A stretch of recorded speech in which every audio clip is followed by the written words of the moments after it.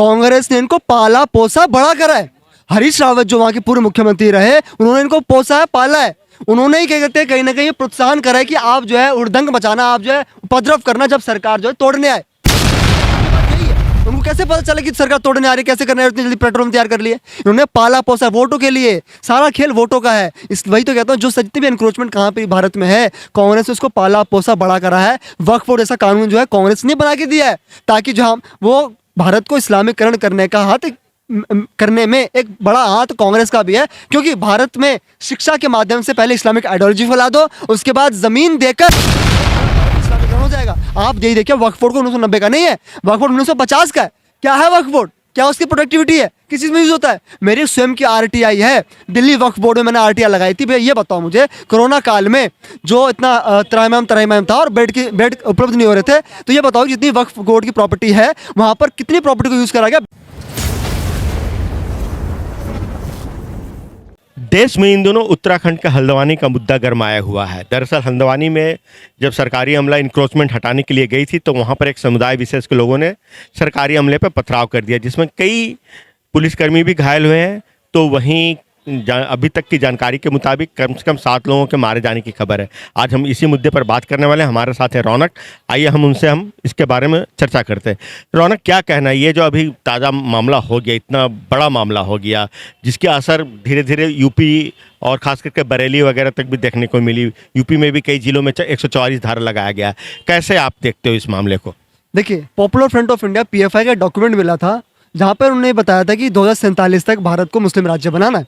तो इनको ये दिख रहा है कि हमारे उस लक्ष्य पर पानी पड़ता हुआ दिख रहा है हमें, तो इसलिए भारत को डिस्टेबलाइज करने के लिए और उस तरफ तक आगे बढ़ने के लिए जो है हमको सब चीज़ें करनी पड़ेंगी। आप देखिए, जो कुछ भी हल्द्वानी में कल परसों हुआ, इतनी कम समय में हुआ। नहीं, इतनी जल्दी पेट्रोल पंप तैयार कर लेना, इतनी जल्दी पत्थर तैयार कर लेना, ये कोई ऐसा नहीं है कि एकदम से हो गया। नहीं, ये सारा ऑर्गेनाइज्ड वे में चल रहा है। ये सारा क्या कहते हैं, प्लानिंग के तहत सारे क्राइम चल रहे हैं।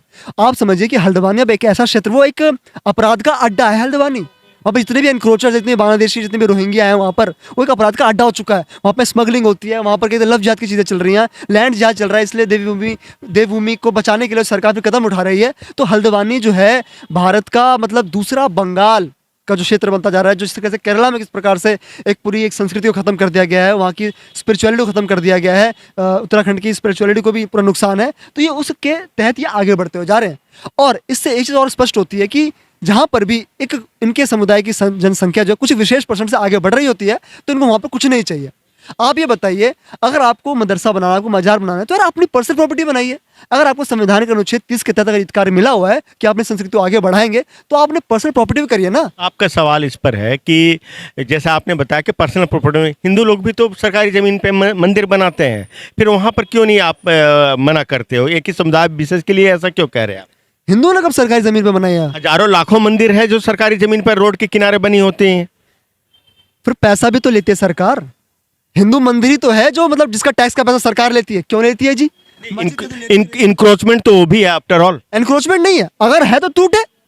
मैं तो बोल रहा हूँ, अगर कोई ऐसी चीज है, अगर सरकारी जमीन पर है और वो पुरातन नहीं है, और एक चीज और समझने हमको पड़ेगा कि मतलब अगर कोई जमीन किसी की है और सरकार ने फिर कोई दस्तावेज बोल दिया कि अब ये सरकारी हो गई, तो वो भी गलत है। सरकारी गलती बोलूंगा फिर वहां पर मैं, जैसे मान लो मेरी पर्सनल प्रॉपर्टी है, अब सरकार ने कोई ऑर्डर पास कर दिया, नहीं जी ये हो गया हमारी प्रॉपर्टी, वो भी तो गलत है। तो मंदिरों केस में हो सकता है। मेरा दूसरा सवाल ये है कि सरकार तब क्यों नहीं जागती है? सबको ये पता है कि जो वहाँ पे हल्द्वानी में जो मामला हुआ, वो मतलब वहाँ के लोकल्स नहीं है, वो स्थानीय लोग नहीं है। उनके शक्ल सूरत और बोली सुनकर के कोई भी एक बच्चा भी बता सकता है कि ये बाहरी लोग हैं। और ये कहाँ से आए हैं, ये जो पता चलता है कि रोहिंग्या हैं या बांग्लादेशी हैं। तो सरकार तब क्यों नहीं चेतती जब ऐसे लोग आकर के कहीं बसते हैं, और फिर उन बसाने वाले, क्योंकि इन बिना किसी के संरक्षण के तो अचानक से वो रातों रात आकर के बस नहीं जाती है। तो कोई कबीले नहीं है कि महीने 2 महीने के लिए अपना डेरा डाला और फिर उठ के चले गए। ये तो उनको ऑर्गेनाइज्ड वे में बसाया गया है। तो सरकार पूरे जड़ पे क्यों नहीं चोट करती है? जो इनको बसाने वाले हैं उनको क्यों नहीं उनको क्रैक डाउन करती है? जब ये पूरे बस जाते हैं 2 साल 4 साल, ये इनकी झुग्गियाँ तैयार हो जाती है, मंदिर मजार और ये मदरसे बन जाते हैं, तब फिर सरकार चेतती है और कहती है कि हमें सरकारी जमीन मुक्त करानी है। अब बताइए, आपने बिल्कुल सही कहा, कांग्रेस ने इनको पाला पोसा बड़ा करा है। हरीश रावत जो वहां के पूर्व मुख्यमंत्री रहे, उन्होंने इनको पोसा है, पाला है। उन्होंने ही क्या कहते हैं कहीं ना कहीं प्रोत्साहन करा है कि आप जो है उड़दंग मचाना, आप जो है उपद्रव करना जब सरकार जो है तोड़ने आए। कहीं ना कहीं अंदरूनी बात यही है। उनको कैसे पता चला कि सरकार तोड़ने आ रही है, कैसे करने आ रही है, इतनी जल्दी पेट्रोल तैयार कर लिए। इन्होंने पाला पोसा वोटों के लिए, सारा खेल वोटों का है। इस वही तो कहता हूँ, जो जितने भी एनक्रोचमेंट कहाँ पे भारत में है, कांग्रेस ने उसको पाला पोसा बड़ा करा है। वक्फ बोर्ड जैसा कानून जो है कांग्रेस ने बना के दिया है, ताकि जो हम वो भारत को इस्लामीकरण करने का हाथ करने में एक बड़ा हाथ कांग्रेस का भी है। क्योंकि भारत में शिक्षा के माध्यम से पहले इस्लामिक आइडियोलॉजी फैला दो, उसके बाद जमीन देकर जो है पूरा भारत इस्लामीकरण हो जाएगा। आप यही देखिए, वक्फ बोर्ड को 1990 का नहीं है, वक्फ बोर्ड 1950 का है। क्या है वक्फ बोर्ड, क्या उसकी प्रोडक्टिविटी है, किस चीज़ में यूज होता है? मेरी स्वयं की आरटीआई है, दिल्ली वक्फ बोर्ड में मैंने आरटीआई लगाई थी। भैया ये बताओ मुझे, कोरोना काल में जो इतना त्राहिमाम था और बेड उपलब्ध नहीं हो रहे थे, तो ये बताओ जितनी वक्फ बोर्ड की प्रॉपर्टी है वहाँ पर कितनी प्रॉपर्टी को यूज़ करा गया बेड रखने के लिए, और उन्होंने कितना उपलब्ध करवाया? एक भी नहीं करवाया। तो क्या यूज है ऐसी प्रॉपर्टी का, क्या करें उसका हम? ये देश पे बोझ है, और ये लैंड को हथियाने की एक साजिश है जो एक इस्लामिक कट्टरपंथी लोग ये करते हैं। ये तो केंद्र सरकार क्यों नहीं इस मामले में कोई ठोस कदम उठाती है? सुप्रीम कोर्ट में भी कई सारे पीआईएल दायर किए गए हैं वक्फ के खिलाफ।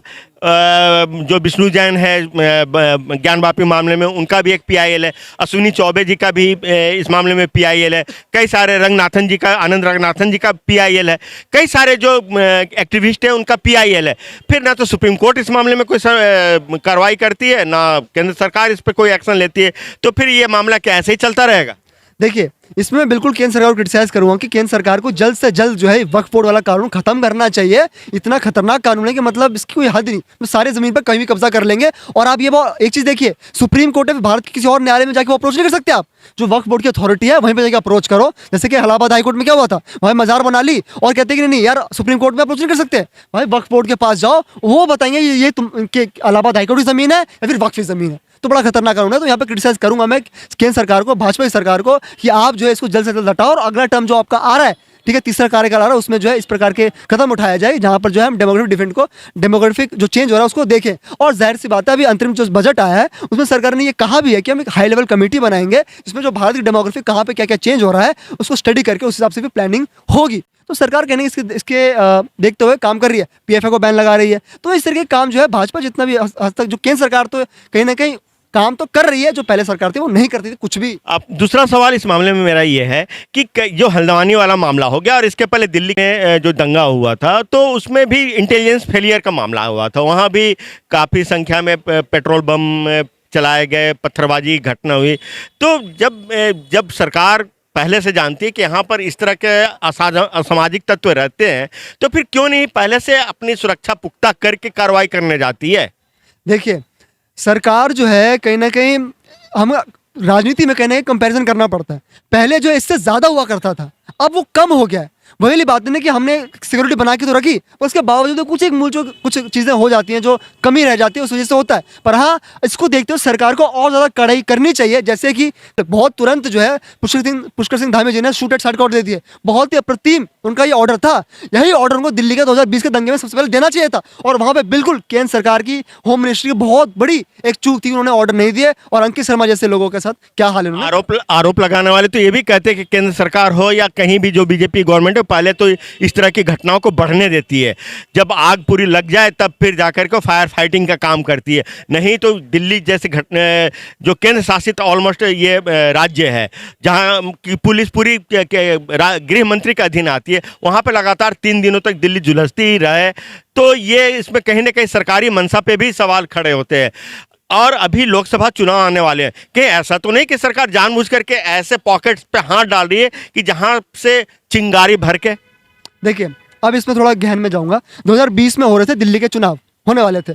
उस चुनाव को प्रभावित करने के लिए दिल्ली की आम आदमी पार्टी का नेता ताहिर हुसैन, उसने ये दंगे करवाए थे। तो केजरीवाल और पूरी आम आदमी पार्टी की साजिश ये है कि दिल्ली की ज़मीन को बेच दिया उसने। क्योंकि आप जाके देखेंगे कि जो आम आदमी पार्टी है, ये एक राष्ट्र के दुश्मन की पार्टी है। ये आप समझिए, आप जाके और आप आम आदमी पार्टी के वेबसाइट पर जाएंगे, वहाँ पर आपको जो है जितने भी उसके टीम मेंबर्स ज़्यादातर वो फॉरेनर्स मिलेंगे, यूनाइटेड किंगडम के मिलेंगे। तो ये तो बात है 2020 के दंगों की, मतलब किस प्रकार से जो है भारत के स्वयं के अंदर बैठे। मेरा कहना है उस पर कि आप जहाँ तक बात है चुनावों के वक्त ये सब क्यों होता है। देखिए, ये इसमें मैं थोड़ा इंटरनेशनल एंगल लाऊंगा, क्योंकि जब भी कोई देश में बड़ा चुनाव आ रहा होता है और और तब जब उस देश की सरकार उस प्रकार की हो जो देश को आर्थिक तरक्की पे जब ले जा रही होती है, तो उसके जो दुश्मन देश हैं जैसे चाइना है, पाकिस्तान है, बांग्लादेश है, उनको ये आश्वस्त करने के भारत में सत्ता परिवर्तन हो, तब जाके जो हम भारत को नीचे कर पाएंगे। तो उसी के अनुसार ये सारी चीज़ें हो रही हैं। जैसे कि पाकिस्तान की एक नीति है, ब्लीड इंडिया विद 1000 कट्स, यानी कि भारत में अगर एक कोई मामला नहीं बढ़ा सकते तो भारत में ऐसा करो कि अलग अलग दंगा फसाद करो, भारत में अस्थिरता पैदा होगी, और वो अस्थिरता जब पैदा होगी तो उसमें सत्ता परिवर्तन होगा, और जब हमारे मतलब सरकार बैठेगी तब जो है हम भारत को नीचे खींच पाएंगे। तभी तो ये खुफिया मेमोरेंडम्स करते हैं चाइना के वहाँ की एजेंसीज के साथ, तो अभी तो ये सारी चीज़ें करते हैं। तो ये इंटरनेशनल चीज़ें होती हैं। जब भी इस प्रकार चुनाव होंगे तो आप देखना, खालिस्तान का मुद्दा बीच में खड़ा हो गया था, मणिपुर में ये हो रहा है, यूपी हल्द्वानी में हुआ था, हल्द्वानी में हुआ पर यूपी में उसकी आग निकली। तो मतलब ये जो इसलिए भी हो रहा है क्योंकि चुनाव का माहौल है, और इंटरनेशनल प्लानिंग के तहत भी किस प्रकार से भारत में सत्ता परिवर्तन करने के लिए जो है ये सब चीज़ें करी जाती हैं। नहीं, जब जैसे आप जैसे आम नागरिक को भी ये पता है कि इस तरह के प्लानिंग के तहत की जाती है, तो सरकार क्या मतलब ये जान नहीं रही थी कि अभी चुनाव आने वाला, हम इस पॉकेट पे चुनाव के बाद हाथ डालें? अब कहीं ना कहीं सरकारी मंशा पे तो सवाल खड़े होंगे ही कि ठीक चुनाव से पहले ही, ये तो मामला 1 साल पहले भी उठा था, तब सरकार ने पैर अपने वापस पीछे खींच लिए थे कोर्ट का आदेश का हवाला दे करके। तो अभी अब 3 महीने बाद ही, चुनाव के रिजल्ट आने के बाद ही ये फिर एक्शन ले सकती थी।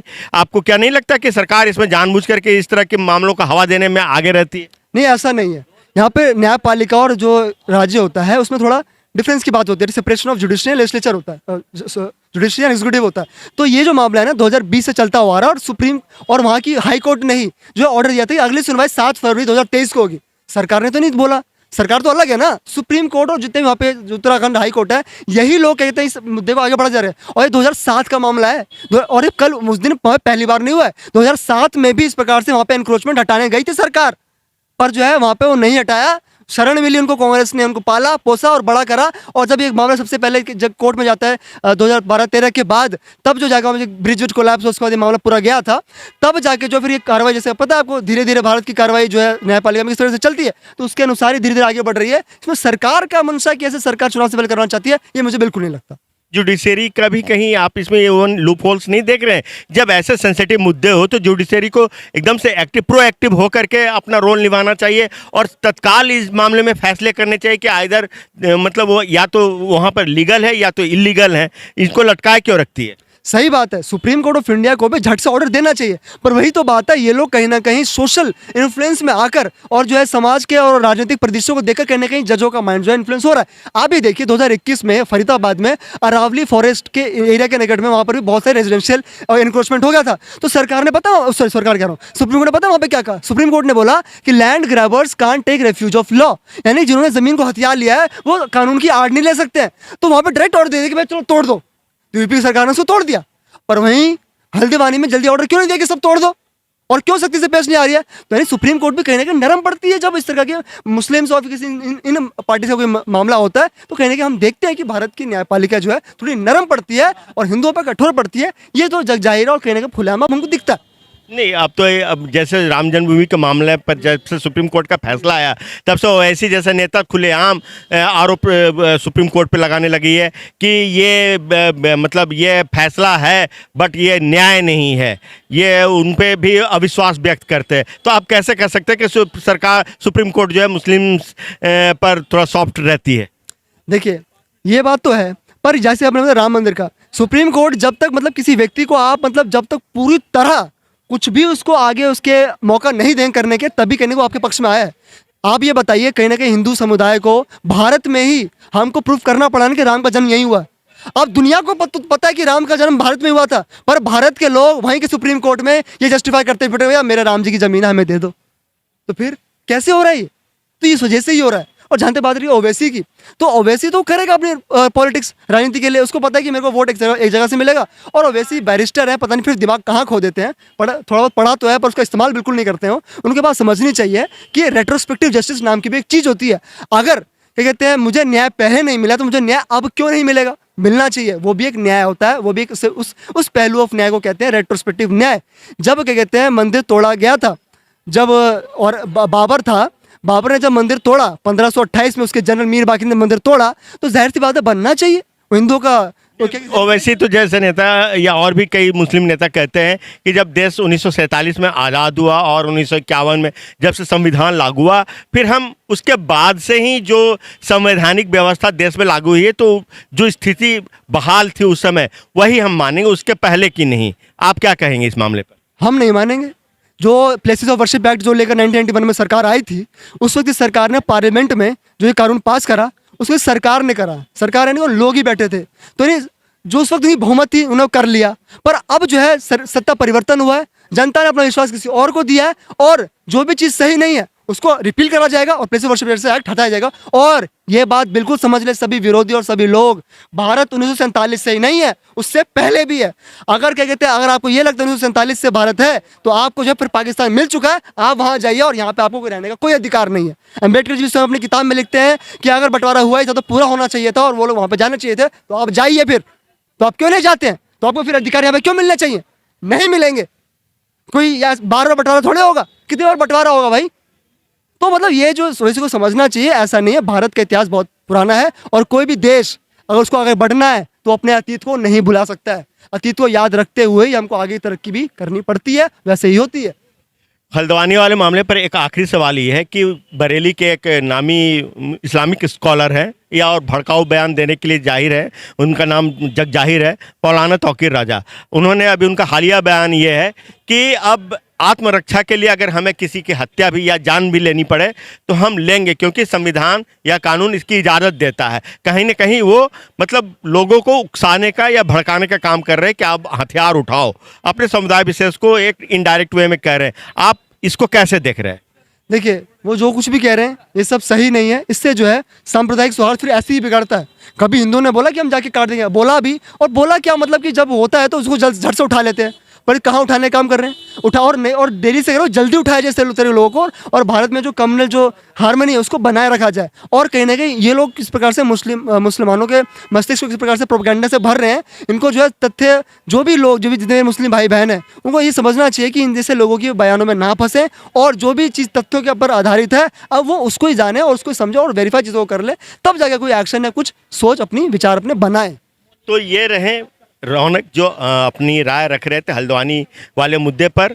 आशा है कि आप इनकी राय से सहमत होंगे, या हो सकता है कि आप असहमत भी हो। आपका जो भी राय हो आप कमेंट बॉक्स में लिख करके अपनी राय जाहिर कर सकते हैं। आप देख रहे हैं देश प्रथम न्यूज़ और मैं ज्ञान प्रकाश।